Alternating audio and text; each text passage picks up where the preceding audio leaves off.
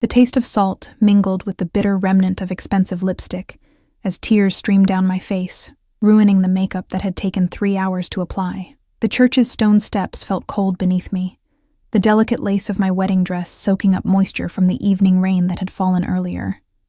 I didn't care. Nothing mattered anymore. "Miss, the church is closing soon." The elderly caretaker's voice barely penetrated the fog of my humiliation. I nodded mechanically, not moving. Where would I even go? My apartment, our apartment, was filled with Jake's things, with the life we'd planned together. The life he'd shattered when he'd failed to appear at the altar, leaving only a hastily written note with his best man. "I can't do this. I'm sorry." 3 simple sentences to destroy everything I'd believed in. 3 years together, wiped away. The few remaining guests had left hours ago, their pitying glances worse than any cruel words. My parents had tried to convince me to come home with them, but the thought of facing their knowing looks, they'd never fully approved of Jake, was unbearable. My maid of honor had offered her couch, but I'd sent her away too. I needed to be alone with my shame, my naivety. "Just a few more minutes," I whispered, my voice hoarse from crying. The caretaker sighed but retreated inside. The September air grew colder as darkness fell completely, the streetlights casting long shadows across the church steps. My phone had died hours ago, its battery drained by unanswered calls to Jake's number. I shivered, pulling the delicate fabric of my dress closer around my shoulders. $5,000 of hand-beaded silk and lace, now damp and ruined, like my plans, like my heart. A sleek black Bentley pulled up to the curb, its engine purring almost silently. I paid it little attention. This was an upscale neighborhood. Expensive cars were common. The rear door opened, and I glimpsed polished leather shoes before raising my eyes to the tall figure that emerged. Even through my tears, he commanded attention. Broad shoulders encased in what was clearly a bespoke suit, dark hair swept back from a face that seemed carved from marble, all sharp angles and intensity. His eyes, dark as midnight, fixed on me with an unsettling focus, as if I were a puzzle to be solved. A second man exited the driver's side, taller, bulkier, with the watchful stance of a guard dog. He scanned the area with practiced efficiency before nodding almost imperceptibly to his employer. I should have been afraid. Instead, I felt nothing but hollow emptiness as the suited man approached, stopping at the bottom of the steps. Up close, I caught the scent of expensive cologne, something woodsy with notes of amber. It reminded me of how out of place I was, a crumpled, crying mess on church steps in a neighborhood where men like him belonged. "The church is closed," I said flatly, not bothering to wipe my tears. His expression didn't change. "I'm aware." His voice was deep, accented. Italian, perhaps. Yet, here you are. I looked away. "I'm leaving soon." "Where?" The directness of his question struck me. Who was this stranger to ask me anything? Yet something in his tone demanded an answer. "I don't know," I admitted, hating the tremor in my voice. He studied me for a long moment, his gaze moving deliberately from my tear-stained face to the ruined wedding dress. Understanding dawned in his eyes, followed by something harder to define, a flash of anger, though not directed at me. "What's your name?" he asked. I hesitated. My mother's warnings about strangers echoed in my head, but what did it matter now? Sophia Chen. Something flickered in his expression. "Chen," he repeated, as if testing the name. A chill ran through me that had nothing to do with the evening air. There was recognition there, though I was certain we'd never met before. "And yours?" I asked, surprising myself with the boldness. The corner of his mouth lifted slightly. Luca Ricci. The name meant nothing to me, but the way he watched for my reaction suggested it should. When I showed no recognition, he seemed almost relieved.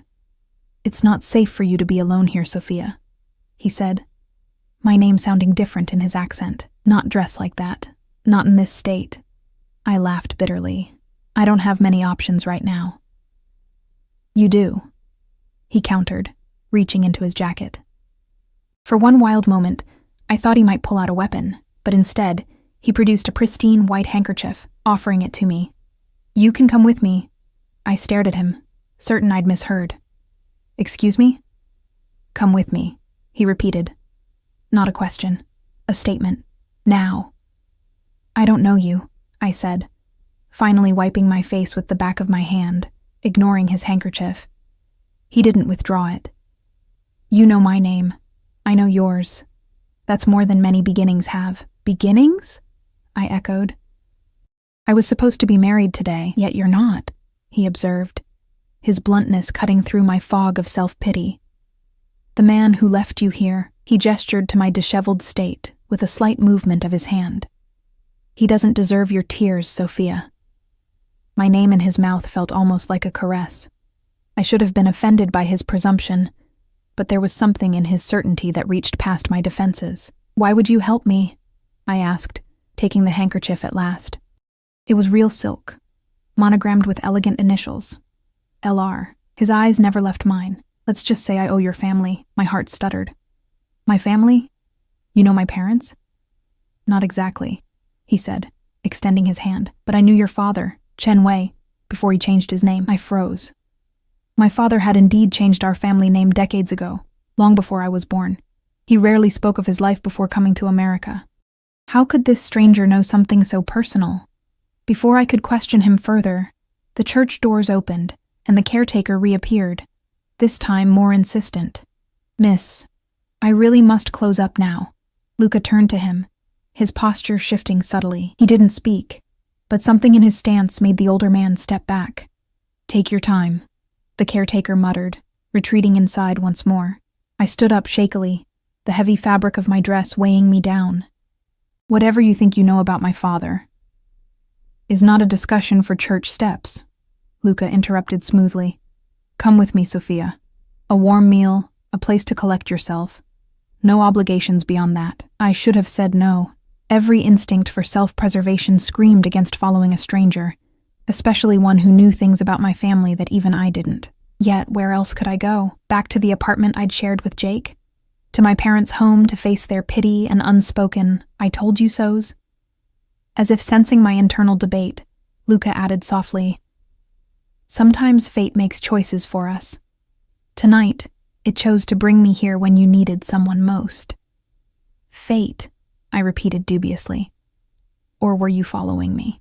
For the first time, a genuine smile crossed his face, transforming his severe features into something almost breathtaking. If I were following you, Sophia Chen, you wouldn't have spent hours crying alone on these steps. I didn't correct his slight mispronunciation of my name. Somehow, it sounded right in his accent, more like who I might become than who I'd been. The driver opened the rear door of the Bentley, his expression impassive. Luca remained where he was, hand still extended, waiting. Not pushing, but not retreating either. I took one last look at the church behind me, at the flower petals still scattered on the ground, remnants of the ceremony that should have been. Then I placed my hand in Luca's. His fingers closed around mine, warm and steady, and I felt something shift, as if I'd made a choice far more significant than simply accepting a ride. Good girl, he murmured, leading me down the steps. The words should have felt condescending, but instead they washed over me like a balm, soothing the ragged edges of my wounded pride. The interior of the car smelled of leather, and the same cologne that clung to Luca. As I sank into the plush seat, exhaustion hit me like a physical force. Luca slid in beside me, leaving careful distance between us. Where are we going? I asked as the car pulled away from the curb. Somewhere safe, he answered. His eyes met mine in the dim light of the car's interior. You can rest now, Sophia. Perhaps it was the gentle command in his voice, or simply the culmination of the most devastating day of my life, but I found my eyes growing heavy. The last thing I remembered before drifting into uneasy sleep was the weight of Luca's jacket being placed carefully around my shoulders, and his voice, low and determined, speaking Italian into a phone. I didn't understand the words, but the tone was unmistakable, a promise, or perhaps a threat, being made. When I woke, the world had changed, and so had I. I awoke to the sensation of silk against my skin, so different from the scratchy lace of my wedding dress that for a moment I thought I'd dreamed the entire catastrophe. Perhaps Jake and I were already married, honeymooning in some luxury hotel. Then reality crashed back, the abandoned ceremony, the church steps, The stranger with knowing eyes, Luca Ricci. My eyes flew open.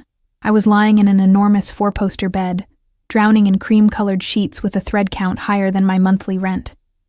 Sunlight filtered through heavy curtains, illuminating an expansive bedroom decorated in muted golds and deep blues.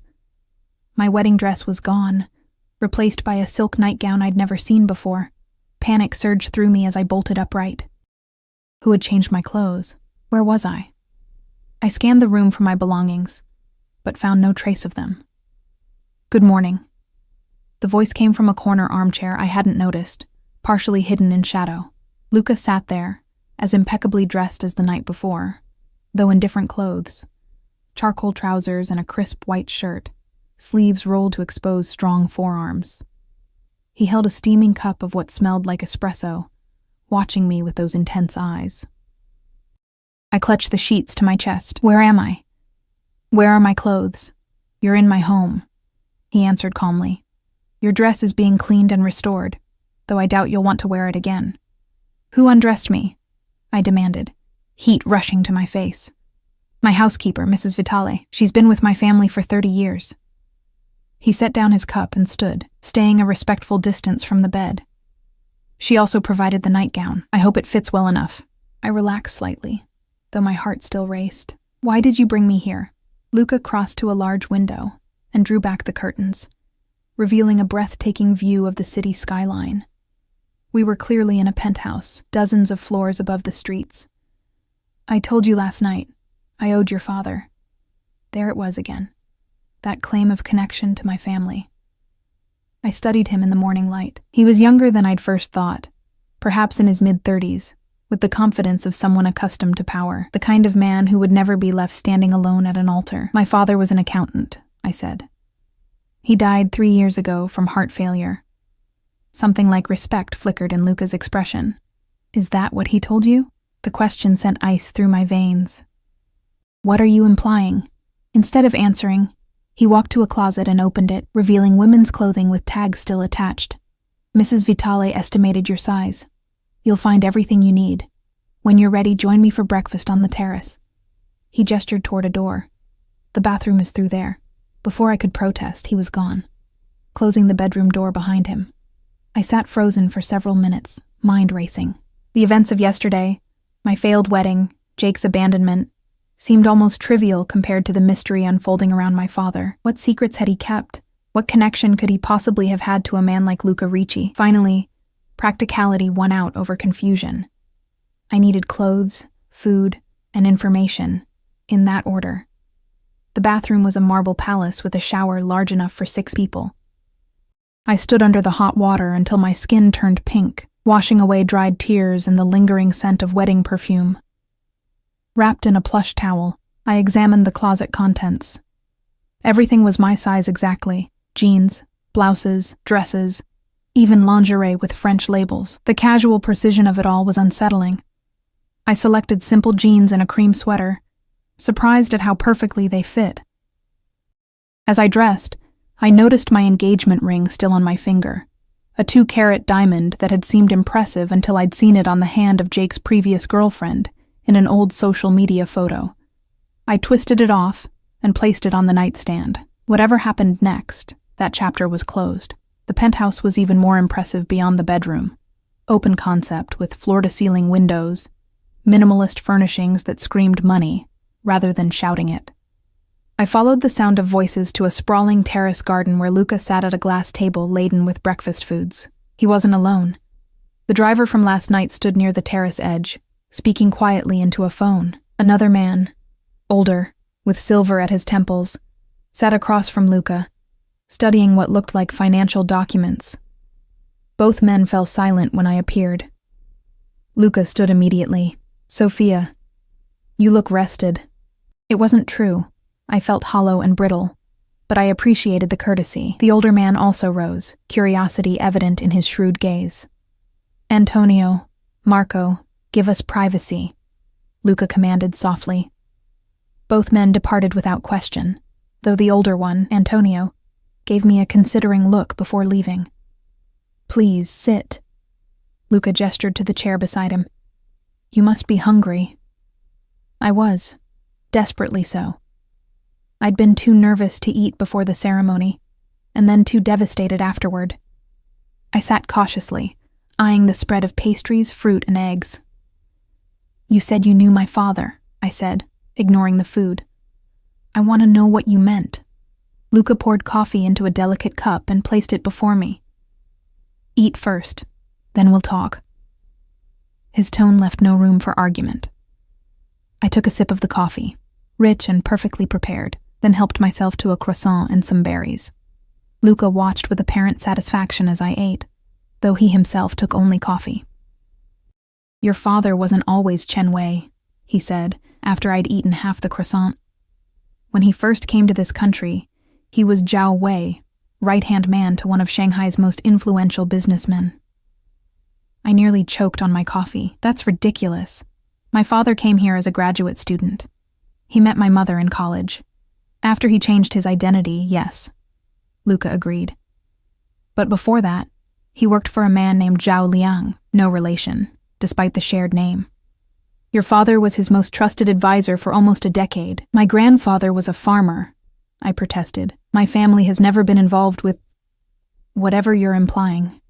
Luca's expression softened slightly. "Your father reinvented himself to protect you and your mother. He wanted a different life for his family." "And how exactly do you fit into this fantasy story?" I challenged. "Zhao Liang was my father's biggest rival and occasional ally," he said simply.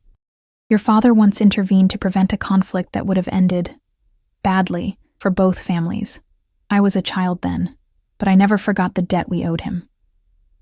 The world tilted beneath me. It couldn't be true. My gentle, mathematics-loving father involved with people who spoke of conflicts and debts in such ominous tones. Yet something deep inside whispered that it explained so much. His insistence on using our Americanized names, his reluctance to speak of China, the mysterious deposits that had funded my education. "You're saying my father worked for the Chinese Mafia?" I asked, my voice barely above a whisper. Luca's smile was grim. "We don't use that term, but yes, your father was part of an organization similar to mine." The implication hung in the air between us. I set down my coffee cup with trembling hands. I couldn't finish the sentence. "I'm a businessman with diverse interests," he replied carefully. "Some of those interests require special security considerations." As if on cue, the door to the terrace opened, and Marco, the driver, reappeared. "Scusi, boss.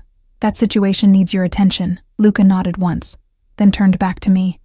"I need to take care of something. Feel free to explore the apartment. Marco will remain if you need anything." He stood, buttoning his suit jacket. "And Sophia, don't try to leave. The elevator requires a key, and we're 35 floors up. It's for your protection." "You're keeping me prisoner?" I asked, incredulous. "I'm keeping you safe," he corrected. "The man who was to marry you, there's more to his disappearance than cold feet." My blood ran cold. "What do you mean? What about Jake?" Luca's expression hardened. "We'll discuss it when I return. Rest, eat, gather your strength. You'll need it." With that cryptic warning, he left, Marco falling into step behind him like a shadow. I sat alone on the terrace, the magnificent view now seeming like a beautiful cage. My life had been upended twice in 24 hours. First by Jake's abandonment, now by revelations that threatened to rewrite my entire family history. After finishing my coffee, I did explore the apartment, which occupied the entire top floor of the building. The decor was masculine but tasteful, with artwork I suspected was original and valuable. One room was clearly an office, its door conspicuously locked. Another appeared to be a small gym with equipment I didn't recognize. Throughout the space, subtle security was evident. Cameras in the corners, reinforced doors. In the living room, I found a wall of photographs. Most were formal, Luca with various important-looking men, shaking hands or raising glasses at events. But one caught my eye, an older photo, slightly faded, showing two young men standing beside a classic car. One was clearly a younger version of my father. The other man resembled Luca, same commanding presence, same intensity, but older. His father, perhaps? They were smiling, arms around each other's shoulders like old friends. My knees weakened. It was true then. My father had led a double life before becoming the man I knew. The revelation left me reeling. What else had he hidden? What other secrets had died with him? I was still staring at the photo when I heard the elevator doors open. Voices drifted down the hallway. Luca's? And another I didn't recognize. Took the money and ran, the stranger was saying. Left the girl and disappeared with everything. And the package? Luca asked. Never delivered. He played us all. Find him. Luca's voice turned icy. I want him alive. And the girl? She stays here, protected. Boss, if her father was really... I know exactly who her father was. Luca cut him off. Which is why she remains under my protection. Is that understood? Yes, boss. Their footsteps approached, and I quickly moved away from the photo wall, pretending to examine a large abstract painting instead. Luca entered, followed by a lean man with a jagged scar along his jaw. Both stopped short when they saw me. Sophia, Luca acknowledged, his tone revealing nothing of the conversation I'd overheard. This is Dominic, my security chief. The scarred man nodded, but didn't offer to shake hands. His eyes assessed me with professional detachment. What did you mean about Jake? I asked, skipping pleasantries. You said his disappearance wasn't just cold feet. Luca exchanged a look with Dominic, who withdrew silently to another room. Your fiancé was using you, Luca said bluntly, approaching until he stood directly before me. He was never going to go through with the wedding. Pain lanced through me, but it was duller now, overshadowed by confusion and fear. How could you possibly know that? Because he made a deal with people who don't honor their agreements. Luca's eyes darkened. He took their money, promised delivery, and vanished. They believe you might know where he is. Delivery of what? I asked, increasingly bewildered. Luca studied me carefully. Information. Data. Your fiancé claimed to have access to certain financial records through your father's old accounts. The room seemed to tilt. That's impossible. Jake never even met my father. We only started dating after Dad died. Exactly, Luca said quietly. Which makes his claim suspicious, doesn't it? A horrible thought struck me. He dated me because of my father? Because he thought I had access to something? Luca's silence was answer enough. 3 years of my life, a relationship I'd believed in enough to accept a proposal, had been built on lies. Who are these people Jake dealt with? I whispered. Former associates of your father who believe he hid something valuable before his death, Luca replied. They're not as patient as I am. If they find you, they'll extract whatever information they can, whether you have it or not. I sank onto a nearby sofa, legs no longer able to support me. This is insane. I'm an art teacher. My father was an accountant. We're normal people. Luca sat beside me, close enough that I could smell his cologne again. That same woodsy scent that had first registered in my devastation on the church steps. Your father was extraordinary, he said softly. And I suspect you are too, even if you don't know it yet. Our eyes met, and for a brief moment, I glimpsed something beyond the controlled businessman. A flicker of genuine concern, perhaps even admiration. Then his phone buzzed, breaking the connection. He checked the message, his expression hardening. They found Jake's apartment, ransacked. He's in the wind, but they're looking for you now too. So I really am a prisoner, I said numbly. Luca's hand covered mine, warm and steady. You're under my protection, Sophia. There's a difference. But as his security team filtered into the apartment, taking up positions with the practiced efficiency of soldiers preparing for siege, the distinction felt academic at best. I was caught in a web I hadn't known existed, connected to a man whose power was as evident as it was frightening, and somewhere out there, the man I'd almost married was running for his life, having dragged me into a danger I still didn't fully understand.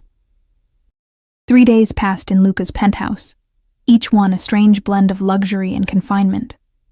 I was given everything I could need, clothes, books, even art supplies when I mentioned my teaching.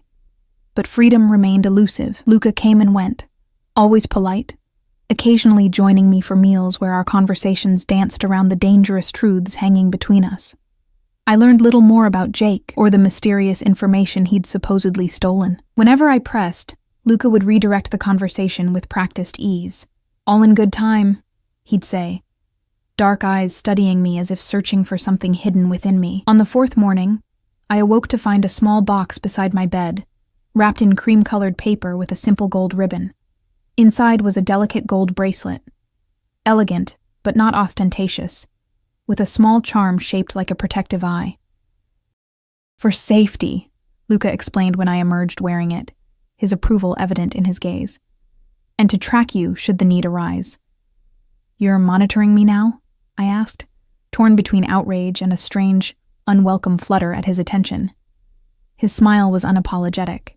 "I'm protecting what's mine." The possessive statement should have angered me, yet I found myself speechless, caught in his unwavering stare until his phone rang, breaking the moment. "We've found him," he said after a brief conversation in rapid Italian. "Get the car ready." He turned to me. "I need to go out. Marco will remain with you." "I want to come," I said impulsively. Luca paused, evaluating me. "You want to face the man who betrayed you?" "I need answers," I insisted. "About Jake, about my father, all of it." After a long moment, he nodded. "Wear something practical, and stay close to me at all times."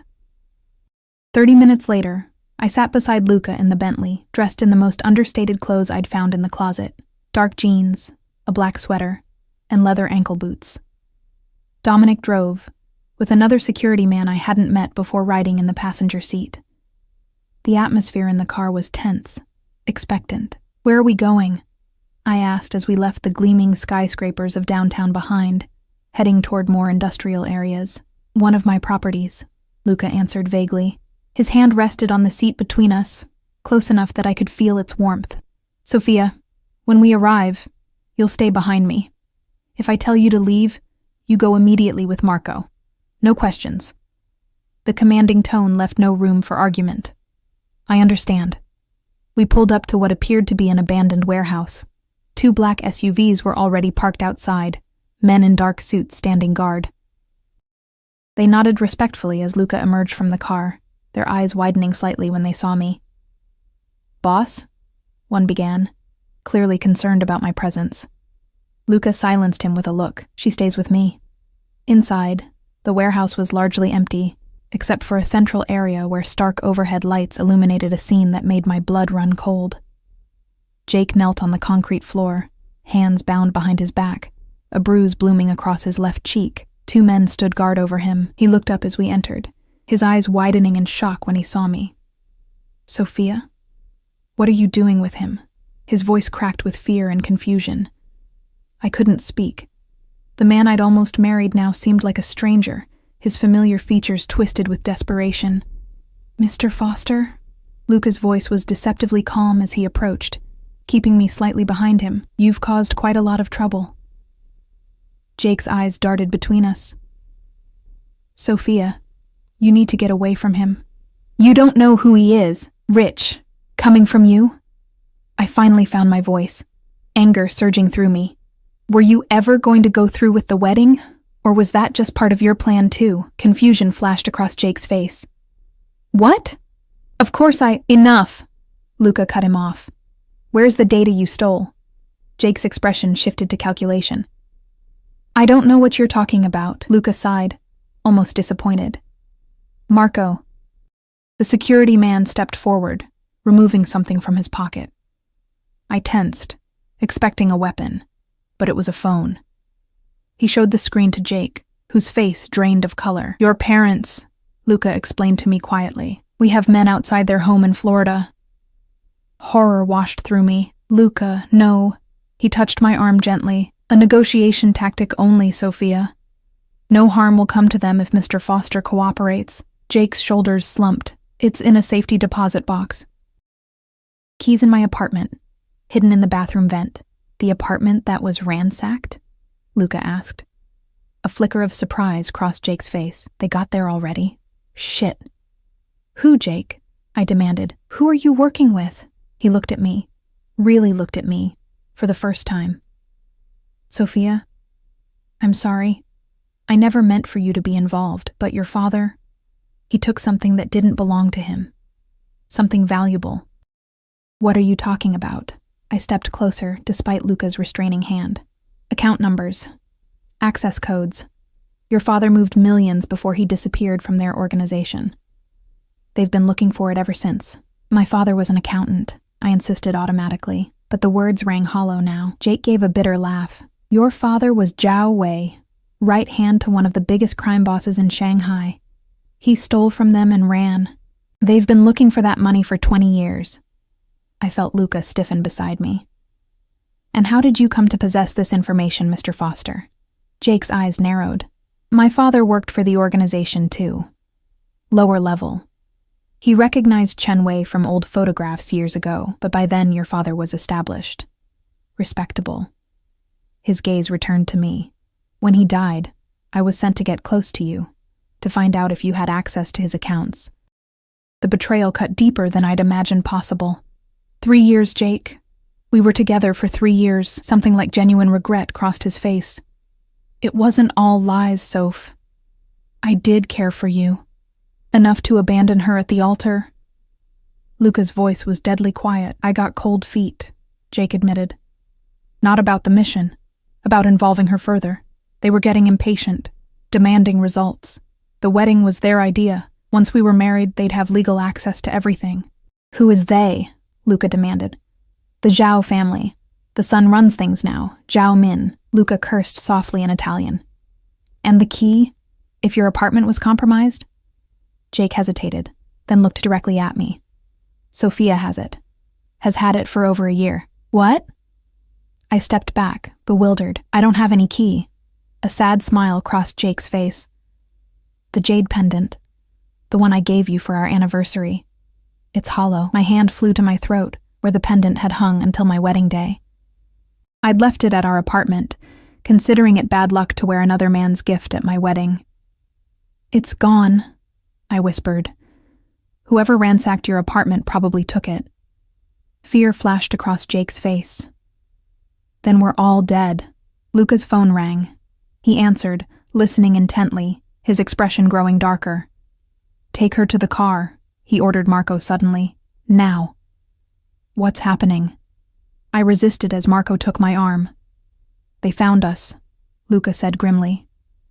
Zhao's men. They must have followed Foster. Gunfire erupted outside. Marco dragged me toward a back exit while Luca barked orders in Italian. The last thing I saw before being pulled through the door was Luca drawing a gun from inside his jacket, his other hand yanking Jake to his feet. Marco rushed me to another vehicle. Not the Bentley, but a nondescript sedan parked behind the warehouse. Get in, he ordered, pushing me into the back seat before sliding behind the wheel. Wait! What about Luca? I twisted to look back as the sound of gunfire intensified. Boss can handle himself, Marco assured me, starting the engine. My job is to get you to safety.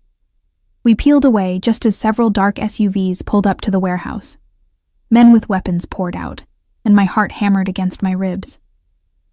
Luca was still in there, possibly fighting for his life because of me, because of secrets my father had kept. Marco drove with practiced precision, taking sharp turns and back alleys until I was completely disoriented. Where are we going? Safe house, he replied tersely. Boss has contingencies for everything. 20 minutes later, we pulled into an underground garage beneath an unassuming apartment building. Marco escorted me to a service elevator, then through a maze of hallways to a door that looked like all the others. Inside was a simple but comfortable apartment, with the same subtle security features I'd noticed at Luca's penthouse. Wait here, Marco instructed. I'll check in when I can. You're leaving? Panic edged into my voice, his expression softened slightly. Boss needs backup. Don't worry. This place is secure. No one knows about it except the inner circle. After he left, I paced the apartment, checking windows, reinforced glass too high to escape, doors, multiple locks, and trying not to imagine what might be happening at the warehouse. The pendant Jake had given me, a simple jade oval on a gold chain, had been nothing but a key all along. Another lie in a relationship built on deception. Hours passed. Night fell. I found food in the kitchen but couldn't eat. Every sound in the hallway made me jump. Finally, near midnight, I heard keys in the door. I grabbed a kitchen knife, heart pounding as the door swung open. Luca stood there, suit jacket missing, white shirt spattered with blood. A cut above his eye had been hastily bandaged. and he held his left arm stiffly, as if injured. "You're hurt," I whispered, dropping the knife. He stepped inside, locking the door behind him. "Not all of this is mine," the implication hung in the air. "Jake?" "Alive," Luca said curtly. "For now. His usefulness depends on whether we can recover that key before Zhao's men." Relief flooded through me, followed immediately by guilt for feeling relieved about the safety of a man who'd spent years deceiving me. Luca crossed to a cabinet, withdrawing a bottle of whiskey and a glass. He poured 2 fingers, drank it straight, then finally looked at me properly. "Are you all right?" he asked, his voice gentler. I nodded automatically, then shook my head. "I don't know what I am anymore. Everything I thought I knew." He set down the glass and moved toward me, stopping when only inches separated us. "You're Sophia Chen, daughter of Zhao Wei, under my protection." His hand lifted to touch my face, fingers tracing my cheek with unexpected tenderness. "And far stronger than you know." The intensity in his dark eyes made breathing difficult. I should have stepped away, should have maintained distance from this dangerous man whose world had collided so violently with mine. Instead, I found myself leaning into his touch, seeking anchor in the storm my life had become. Morning light filtered through unfamiliar blinds as I woke on the safe house couch. I'd insisted Luca take the bedroom with his injuries, despite his protests. Sometime during the night, someone had draped a blanket over me. Luca, I presumed, though the thought of him watching me sleep sent an unexpected shiver through me. The apartment was quiet. I padded to the kitchen, finding coffee already brewed and a note in elegant handwriting. "Stay inside. Back soon, L." I poured myself a cup, mind racing through yesterday's revelations. My father, a criminal who'd stolen millions. Jake, sent to find hidden accounts. Luca, part of the same shadowy world, now my self-appointed protector, and somewhere out there, Zhao's men hunting for a key I'd unwittingly carried for over a year. The jade pendant. I closed my eyes, remembering the day Jake had given it to me. "It reminded me of your heritage," he'd said, with that boyish smile I'd found so charming. "Something to keep your father's memory close." The calculated cruelty of the gesture made my stomach turn. The apartment door opened, and I tensed until Luca appeared, carrying bags of groceries. He moved with barely concealed discomfort, his injured arm still held stiffly. "You should be resting," I said, taking the bags from him. He arched an eyebrow. "I've had worse." As I unpacked the groceries, fresh bread, fruit, eggs, I studied him covertly. In daylight, without his usual impeccable suit, he looked different. More approachable in dark jeans and a simple gray Henley, but no less dangerous. The bandage above his eye had been changed, and I noticed bruising along his knuckles. "What happened after I left?" I asked, setting a carton of eggs in the refrigerator. Luca leaned against the counter, accepting the coffee I offered. "Zhao's men were expecting us. Someone tipped them off." "Jake?" "Possibly." His jaw tightened. "Or someone in my organization." The thought of betrayal within his ranks clearly bothered him more than his physical injuries. "Where is Jake now?" "Secure," he answered vaguely. "We've moved him somewhere Zhao won't find him." I hesitated before asking the question that had haunted me all night. "Did you hurt him?" Luca's dark eyes met mine. "Would it matter to you if I had?" "I don't know," I admitted. "He deceived me for years, used me to get to my father's secrets. I should hate him, but I can't just turn off feelings like a switch." I set down my coffee cup, suddenly restless. 3 years, Luca. I believed we were building a life together. Luca's expression hardened. "He never deserved you." There was something possessive in his tone that should have alarmed me, but instead sent warmth spreading through my chest. I turned away, confused by my reaction. "What happens now?" I asked, changing the subject. "We find the pendant before Zhao's men do?" "We've already found it," Luca said quietly. I spun to face him. "What? Where?" "One of Zhao's men had it when we interrogated him last night. They recovered it from your apartment the day after your wedding." Relief flooded through me, followed quickly by apprehension. "So you have the access codes now? The money my father stole?" Luca set down his cup and approached me slowly, like one might approach a frightened animal. Not yet. The pendant is only half the key. What's the other half? I asked, already suspecting the answer. His hand rose to my face, fingers gently tucking a strand of hair behind my ear. You, Sophia. Your father would never leave his legacy in the hands of strangers. The combination to open the pendant. It would be something only you would know. I stared at him. But I don't know anything about secret accounts or stolen millions. Not consciously, perhaps. His hand dropped to my shoulder, warm through the thin fabric of my borrowed t-shirt. But your father would have embedded it somehow. A birthday, an anniversary, a special place, something meaningful to both of you. My mind raced through possibilities. My birthday, my mother's birthday, their anniversary. All obvious choices that professional criminals would have tried already. I need to see the pendant, I said suddenly. Luca nodded, withdrawing a small velvet pouch from his pocket. The jade oval looked exactly as I remembered it. Smooth green stone on a delicate gold chain. But when Luca pressed the sides in a specific pattern, the oval split to reveal a hollow interior lined with microchip. We need a 6-digit code, he explained.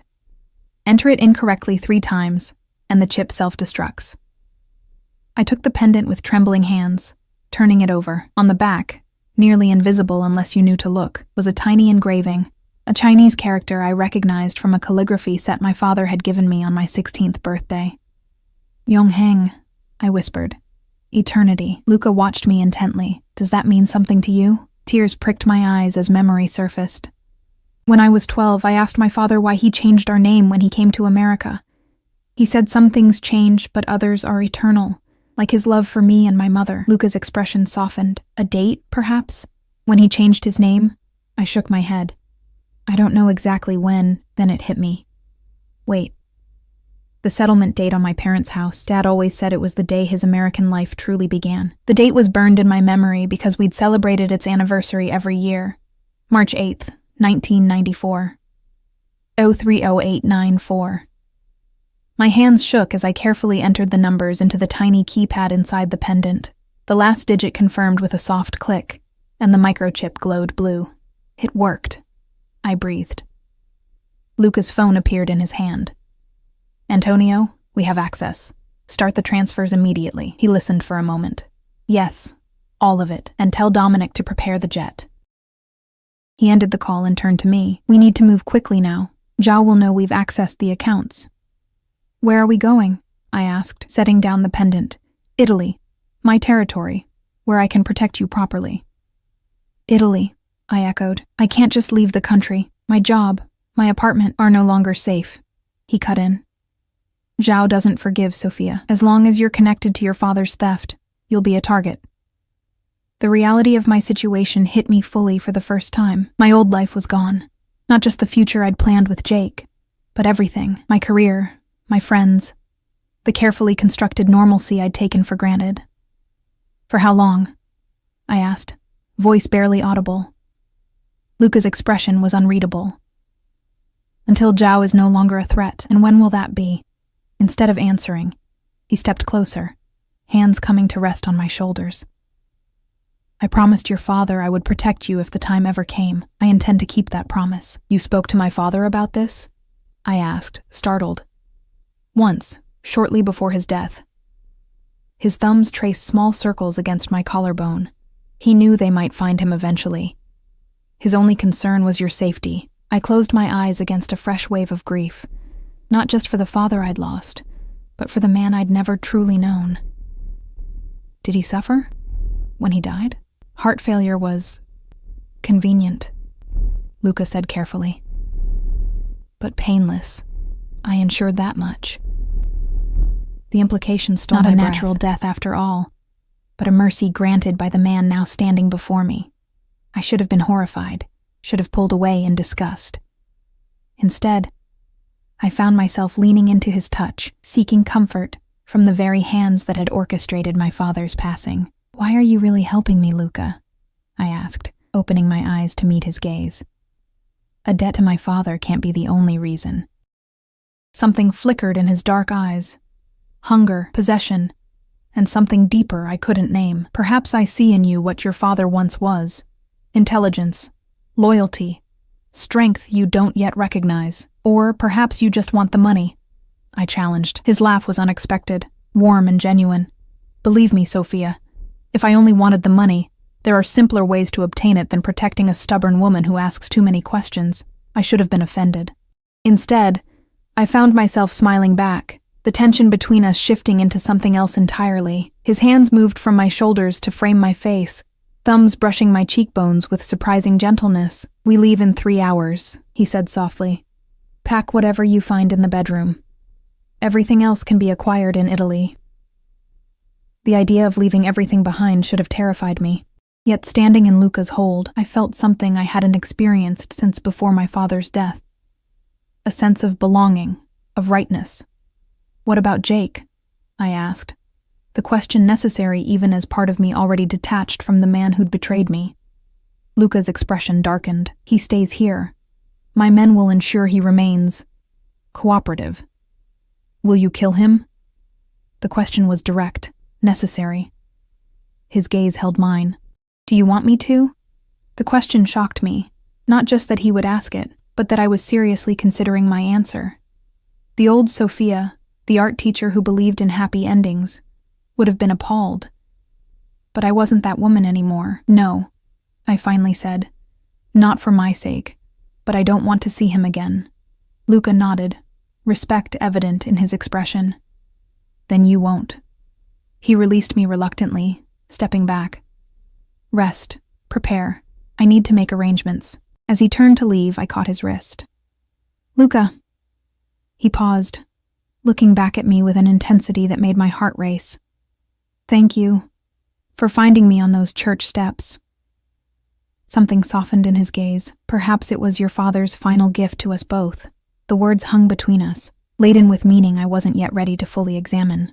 He left me standing in the kitchen, the jade pendant, my inheritance, my curse, glinting in the morning light. 3 hours later, we boarded a private jet bound for Italy.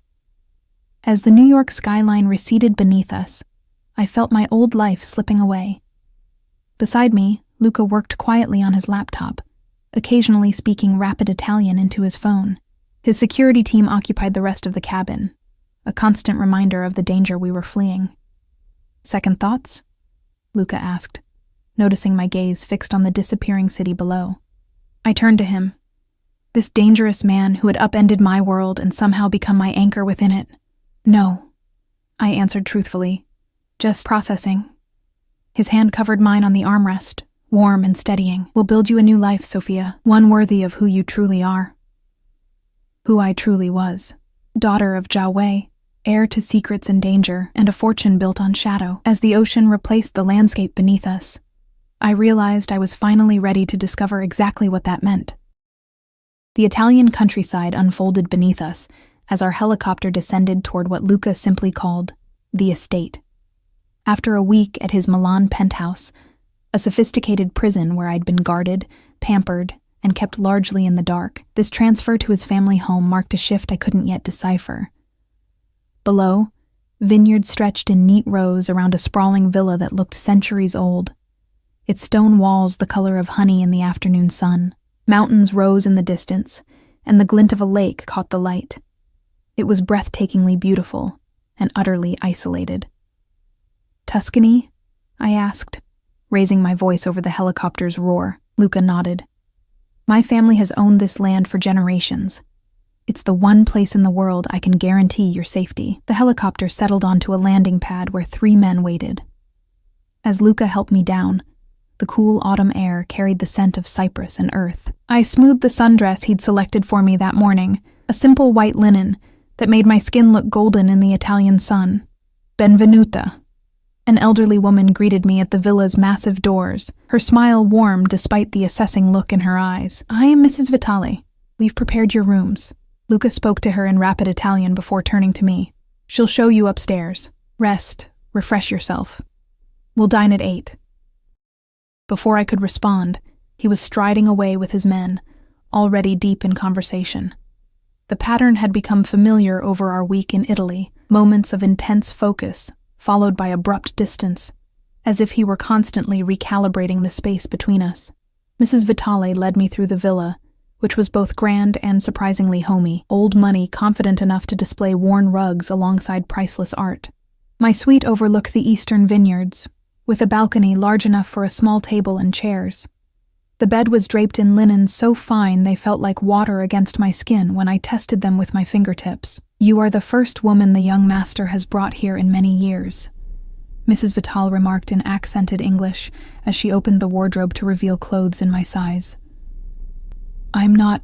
We're not... I fumbled for words to explain a relationship I didn't understand myself. The older woman's eyes crinkled. "Of course, signorina." Her disbelief was evident. "The bathroom has everything you need. Ring if you require anything else." Alone, I explored the suite, finding it both luxurious and clearly designed with security in mind. Reinforced windows, a sophisticated lock system, and what I strongly suspected were panic buttons disguised as light switches. A beautiful cage, but a cage nonetheless. After showering away the travel grime, I dressed in a simple black cocktail dress I found hanging in the wardrobe, perfect for dinner at a villa or fleeing in the night should the need arise. The thought made me smile grimly as I fastened the gold bracelet Luca had given me, still my constant companion, its tracking capabilities both reassurance and reminder of my circumstances. At precisely 8, a soft knock announced a young staff member who escorted me downstairs and through a maze of corridors to a surprisingly intimate dining room. A table set for 2 stood before windows overlooking the now darkened vineyard, candles casting golden light over crystal and silver. Luca waited beside the table, transformed from the tense businessman of our journey into something more dangerous, a man at home in his power. He wore no tie, his white shirt open at the collar, sleeves rolled to reveal strong forearms. His eyes darkened appreciatively as I entered. "You look beautiful," he said, pulling out my chair. "You look relaxed," I countered, settling into my seat. "First time since I've met you," he smiled, pouring ruby red wine into my glass. "This is my sanctuary. Few outsiders ever see it. Am I still an outsider?" I asked boldly. His gaze locked with mine over the rim of his glass. "What do you think?" The meal progressed through exquisite courses: pasta with truffles, tender veal, vegetables from the estate's gardens. We spoke of safer topics: the villa's history, my interrupted career as an art teacher, his appreciation for Renaissance painters. It felt almost normal, as if we were simply a man and woman enjoying dinner, not a mafia boss and his reluctant ward. As dessert was served, a perfect panna cotta with fresh berries, I finally broke the unspoken truce. "It's been 2 weeks, Luca. I need to know what's happening. Has there been word from Zhao? From your men watching Jake? What's the plan for me?" He set down his spoon with deliberate care. "Zhao has gone quiet. It could mean he's abandoned the pursuit, but more likely he's regrouping. As for your ex-fiancé, he's been released with sufficient motivation to remain silent about both your whereabouts and the accounts." "Sufficient motivation," I repeated. "You threatened him."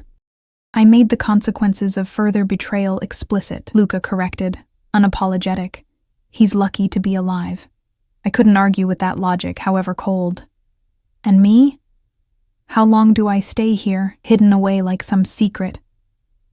"Is that how you see it?" He leaned forward, candlelight shadowing the planes of his face. "As imprisonment rather than protection? How else should I see it? My life isn't my own anymore. I go where you dictate, wear what you provide, exist in this limbo of luxury and danger." "And if I offered you freedom?" he asked quietly. "A new identity? Funds? The chance to disappear to some corner of the world where neither I nor Zhao could find you?" My heart stuttered. "You would do that? If it was what you truly wanted." His expression was unreadable. "Is it?" The question hung between us. A week ago I might have said yes immediately. Now I wasn't so certain. What would freedom mean? A lifetime of looking over my shoulder, of starting over with no connections, no history, and without Luca. The thought brought an unexpected ache. "I don't know," I admitted. "Everything's happened so fast. 3 weeks ago I was about to marry Jake. Now I'm in Italy, running from Chinese gangsters, with a man who knew my father better than I did. Luca's mouth quirked. When you put it that way, it does sound rather dramatic. Despite everything, I laughed. A real laugh that released some of the tension I'd been carrying. Luca's smile in response transformed his face, making him look younger, almost carefree. "Stay," he said suddenly, reaching across the table to take my hand, not as a prisoner or someone to be protected. "Stay and work with me." I blinked in surprise. "Work with you? Doing what exactly?" "Your father was brilliant with numbers, with seeing patterns others missed. I suspect you have the same gift." His thumb traced circles on my palm. "My organization has legitimate businesses. The vineyards, import, export, real estate. You could start there." "You want me to join the Mafia?" I asked incredulously. He winced. "As I've mentioned, we don't use that term. Think of it as a family business with certain specialized divisions." I withdrew my hand, needing space to think clearly. "Is that why you brought me here? To recruit me?" "I brought you here to keep you safe," he said firmly. "But the more I know you, Sophia, the more I see possibilities I hadn't considered." "What kind of possibilities?" I challenged. The look he gave me burned with an intensity that had nothing to do with business. "Many kinds." Heat rushed through me, pooling low in my belly. The air between us seemed to thicken, charged with weeks of unspoken tension. "And if I say no?" I asked, voice barely above a whisper. "Then I arrange your new identity as promised." His voice was rough. "And release you from any obligation." "Just like that? After all this?" "I told you from the beginning," Luca said quietly. "No obligations beyond what you choose." I stood abruptly, needing to move. "I need time to think." "Of course." He rose as well, ever the gentleman despite the predatory grace that marked his every movement. "The gardens are lovely at night, if you'd care to walk." The suggestion was innocent enough, but as he offered his arm, I knew accepting meant more than a simple stroll. I took it anyway, letting him lead me through French doors onto a stone terrace, then down steps to a garden fragrant with jasmine and night-blooming flowers. We walked in silence, the gravel path crunching beneath our feet, until we reached a small fountain where water trickled musically over ancient stones. The moon hung full and heavy above us, casting silver light across the landscape. "My father," I said finally. "Was he like you? A boss?" Luca considered the question. He could have been. He had the mind for it, the instincts. But he wanted something different. "A normal life," I murmured. "With my mother. With me, yes. And he paid dearly for it." Luca turned to face me, his expression solemn in the moonlight. But I don't think he regretted his choice, even at the end. Tears pricked my eyes. Did he know what Jake was, what he planned? "No." Luca's hands rose to cup my face, thumbs gently wiping away tears I hadn't realized had fallen. "Your father believed he'd buried his past completely. He couldn't have known they would find you through Foster." I closed my eyes, leaning into his touch. "I'm so tired of secrets, Luca, of not knowing who to trust." "Trust yourself," he murmured, his breath warm against my forehead. "You've survived betrayal, discovered truths that would break many. You're stronger than you know, Sophia Chen." When I opened my eyes, his face was inches from mine. Eyes dark with an emotion I finally allowed myself to recognize. Desire. Yes, but also something deeper, more possessive. Something that should have frightened me, but instead made me feel strangely whole. "Why me?" I whispered. "You could have fulfilled your debt to my father without bringing me here, without this." His smile was rueful. "I intended to. When I found you on those church steps, my plan was simple. Protect you, secure the accounts, settle things with Zhao. Professional. Detached." "What changed?" His thumbs traced my cheekbones. "You did. Your strength, your resilience, the way you faced every revelation without breaking." His voice deepened. "The way you look at me not with fear, but with understanding." I recognized the truth in his words.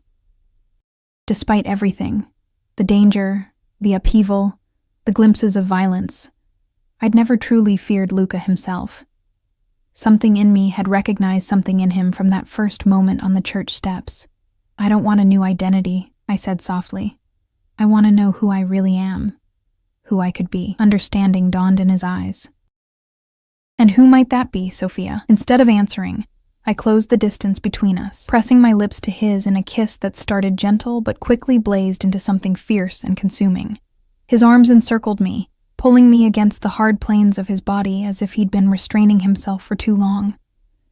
When we finally broke apart, breathing heavily, the decision had been made without words. No new identity, no running, no more pretending I didn't belong in this world that had claimed me despite my ignorance. Stay with me, Luca murmured against my lips, not as someone to protect, as my equal, my partner. In all things, I challenged, needing the clarity. His smile held promises both dangerous and thrilling. In all things. 3 months later, I stood on the balcony of our Milan penthouse, watching snow drift over the city. Behind me, Luca spoke on the phone, finalizing details for our meeting with former associates of my father, who wished to pledge allegiance to our combined organizations. The jade pendant hung around my neck, no longer a key to stolen millions, but a reminder of the legacy I'd inherited and transformed. The accounts had been legitimized, the money now flowing through proper channels, funding expansions that straddled the line between shadows and light. Zhao had made one final attempt against us, an ambush that had left scars on both Luca and me, his across his shoulder, mine along my collarbone. The man himself had not survived the encounter, his organization now splintered and largely absorbed into ours. As for Jake, he'd disappeared to Australia according to our sources, wisely putting as much distance as possible between himself and the woman he'd once thought to use as a pawn. Warm arms encircled me from behind, and I leaned back against Luca's chest, feeling the steady beat of his heart. Regrets? He asked, his lips brushing my temple. I turned in his arms, studying the face that had become as essential to me as my own reflection. Not one. His kiss was possessive, claiming, a reminder that what had begun as protection had evolved into something far more powerful. I matched his intensity, no longer the abandoned bride weeping on church steps, but a woman who had embraced both her past and her future. In the dying light of a winter afternoon, with snow falling around us and danger never far away, I had found something I'd never expected on that devastating wedding day. Not the safe, predictable life I'd planned with Jake, but a love born of fire and shadow, stronger for the truths it had weathered, and I would fight to protect it, just as fiercely as Luca had once fought to protect me.